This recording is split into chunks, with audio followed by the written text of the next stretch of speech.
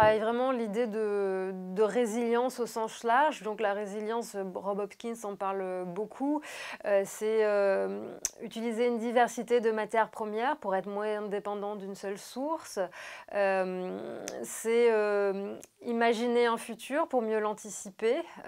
C'est travailler la question de la modularité et du local pour minimiser effectivement les aspects d'empreinte carbone, mais on travaille aussi dans un certain nombre de projets, par exemple à la conception zéro chute, comment on peut générer une idée, un projet, un vêtement en faisant un usage complet de la matière qui est en jeu sans produire de chute. C'est le cas notamment dans le vêtement où à la confection classique, il y a à peu près 15% de tissus dans les ateliers ou dans les entreprises qui partent directement à la poubelle. Et puis, c'est des procédés de transformation doux. On ne s'appelle pas soft matters pour rien, c'est-à-dire de la chimie douce. Ce qui m'occupe moi personnellement beaucoup en ce moment, c'est la question des matériaux vivants, donc qui sont cofabriqués avec en l'occurrence des micro-organismes.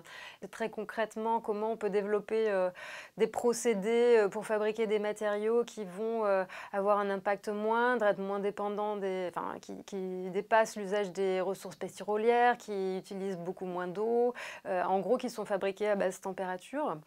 Donc ça c'est une manière de faire qui intéresse globalement ce qui s'appelle le champ du biodesign ou de la biofabrication. Mais nous, on essaie aussi de dépasser ces questions-là en vraiment se posant la question de comment on cohabite avec ces micro-organismes, qu'est-ce que ça veut dire de travailler avec eux, quels sont les enjeux d'appropriation, les enjeux éthiques qui peuvent être liés à ça. Et donc une partie de notre travail pourrait se rapprocher d'un questionnement autour du soin, du care, ou en tous les cas de la compréhension de comment on peut prolonger et maintenir la vie de ces bactéries à des fins autres que utilitaires.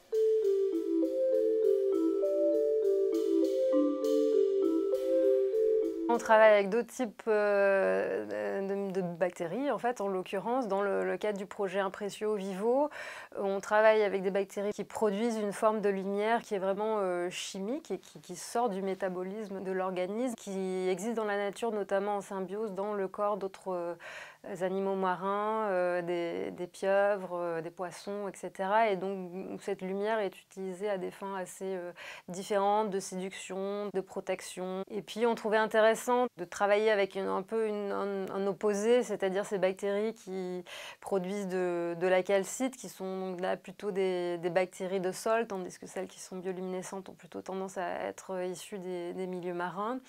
Et puis qui, donc quand elles sont en présence d'urée, de chlorure de calcium, vont produire une réaction chimique qui sécrète de la calcite, ce qui permet donc de rigidifier un certain nombre de matériaux. Ça crée une déposition forcément sur un substrat. Dans l'environnement naturel, ça se produit par exemple sur du sable.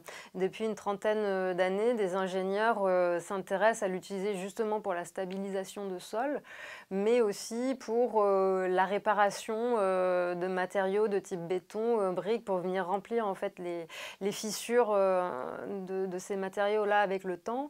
Et nous, c'est vrai qu'on s'est intéressé à d'autres types de substrats, en l'occurrence une mousse de papier recyclé, donc des papiers machines imprimés noir et blanc qu'on récupère dans nos locaux et qui deviennent un substrat pour ce procédé-là. Ce matériau-là, il est intéressant parce qu'on ne l'a pas mesuré, mais on présume qu'il joue un rôle dans l'isolation sonore et aussi thermale. On l'a un petit peu caractérisé en ce qui concerne son côté ignifuge. On sait que ça empêche la flammabilité de manière assez radicale par rapport à la mousse sans calcification. Et puis ça acquiert une rigidité, sans doute en tous les cas pas pour l'instant utilisable en termes de matériaux porteurs pour l'architecture, mais suffisamment probablement pour faire du mobilier ou ce genre de choses-là.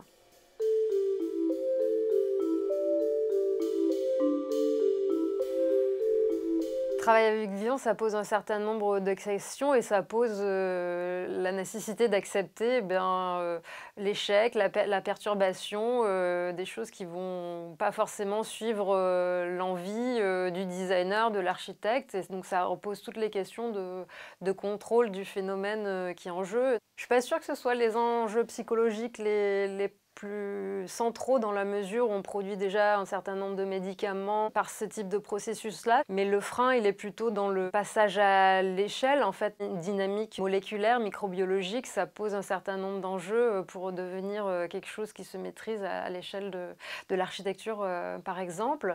Dans certains cas, il y a effectivement aussi des enjeux éthiques, des enjeux écologiques. Par exemple, en l'occurrence, la biocalcification, ça nécessite un peu d'eau, ça produit des émanations de gaz, d'ammoniac, qui, dès lors qu'on sort du laboratoire et qu'on produit une quantité qui va au-delà de celle de l'échantillonnage et qui met en présence voilà, des humains, ça pose un certain nombre de questions qui peuvent être en partie résolues quand on a le temps d'un projet de recherche et développement, mais ce n'est pas effectivement l'échelle de temps et de recherche dans laquelle nous on se trouve. On est un petit peu plus en amont.